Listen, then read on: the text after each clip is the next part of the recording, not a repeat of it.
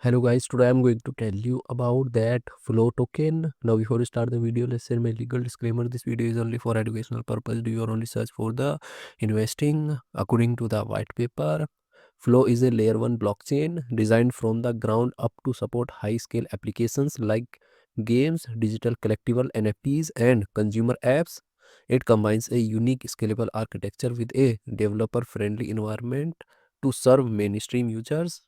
Purpose built for scale, created by Dapper Labs and solve cognition issues experienced by early NFT projects. It's engineered to support millions of users seamlessly. Innovative multi-role architecture uses specialized node types for consensus execution, verification, and collection, enable high throughput without sharding. Native Flow token utility. The token powers network security via staking, pays for transaction fees, and will be used for on-chain governance.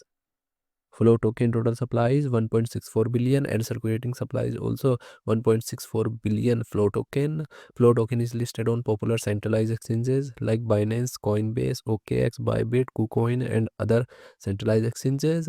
If I share my opinion about this project, up to 90% chances is that it is a legit or good project. So guys, don't take my opinion as a financial advice. Do your own research for the investing. Thanks for watching.